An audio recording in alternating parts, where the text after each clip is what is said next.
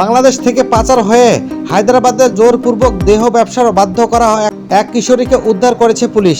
এই ঘটনায় বাংলাদেশ ও ভারতের মধ্যে সক্রিয় আন্তর্দেশীয় মানব পাচার চক্রের বিষয়টি আবারও আলোচনায় এসেছে। হায়দ্রাবাদের বাংলাদেশি নারী উদ্ধারের চতুর্থ ঘটনা এটি। বিভিন্ন যৌনপল্লী থেকে পুলিশ তাদের উদ্ধার করেছেন। এই শহরে যৌনপল্লী থেকে বাংলাদেশি নারীদের উদ্ধারের ঘটনা নতুন নয়। 2000-এর দশকের শুরু থেকেই সংঘবদ্ধ মাফিয়াদের নিয়ন্ত্রণে থাকা এসব যৌনপল্লীতে আটকে পড়া নারীদের উদ্ধার করছে পুলিশ। শুধু বাংলাদেশ থেকেই নয়, উজবেকিস্তান, রাশিয়া, ইউক্রেন, শ্রীলঙ্কা ও নেপাল থেকেও নারীদের এনে যৌন পেশায় নামানো হচ্ছে।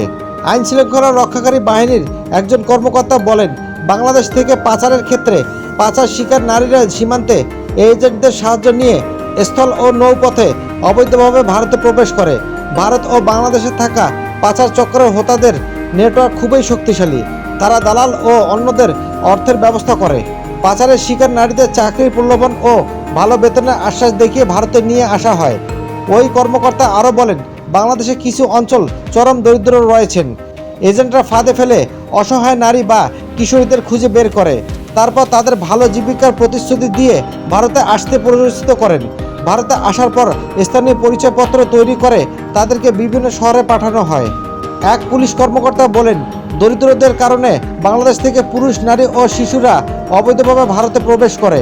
ধরা না পড়া পর্যন্ত তারা নিজেদের বাঙালি পরিচয় দিয়ে জীবিকা নির্বাহ করেন। সেন্ট্রাল সোশ্যাল ওয়েলফেয়ার বোর্ড পরিচালিত এক গবেষণায় দেখা গেছে, ভারতে বাণিজ্যিক যৌন শোষণের শিকার হওয়া নারীদের মধ্যে 2.7% বাংলাদেশের নাগরিক। বাংলাদেশ থেকে পাচার নারীদের কলকাতা, দিল্লি, হায়দ্রাবাদ, মুম্বাই সহ বিভিন্ন শহরে দালালদের কাছে বিক্রি করা হয়।